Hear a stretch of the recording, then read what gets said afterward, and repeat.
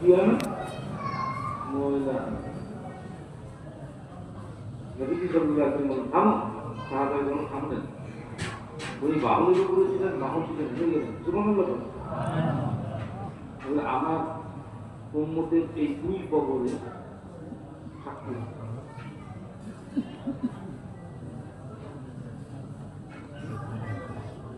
চুপচাপ শুনতে নীরব নিস্তব্ধ।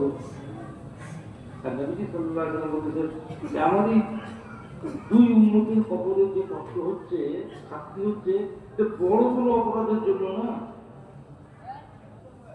ছোট ছোট ছোট অপরাধের জন্য তাদের কবরে শাস্তি দেওয়া হচ্ছে। কি সেটা?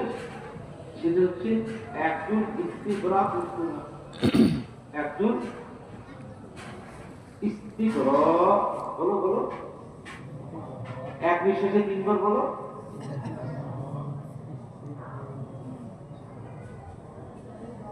এবং ইস্তিগফার করতো না, এই জন্য কবরে থাকতো না। নামাজ পড়ে নেই তা না, রমজান মাসে রোজা রেখে নেই তা না, কথা বুঝতে পারেন বা?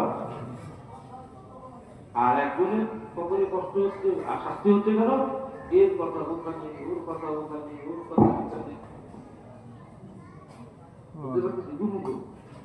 দুমুখো সাপ আছে না, এই দুমুখো চিঠি করতো, কোনো কাজ নেই কারবার নেই, সে এর কথা ওখানে বিপদ বিপদ, এর কথা ওখানে, ওর কথা ওখানে লাগাই লাগাই, এই তো ছিল ওর কাজ।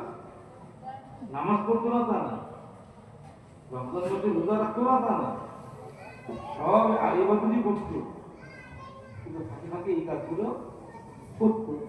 এই দুটো কারণে এই যে আমাদের কাবা মামা ধর্ম আলাইহিস সালাম ওনার জামাতা বললেন যে তুমি একটা কাঁচা খেজুর ডাল নিয়ে এসো। মরুভূমিতে যত খেজুর গাছ, ডাল নিয়ে এসো। সেই জন্য আমাদের কাবা মামা আলাইহিস সালাম একটা কাঁচা খেজুরের ডাল নিয়ে এসেছে।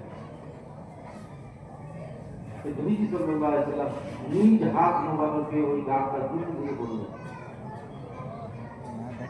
কবর কয়টা? টুকরা করলেন কয়টা? দুটো। একটা থেকে দুটো করলেন। করে বিসমিল্লাহ বলে নিজ হাতে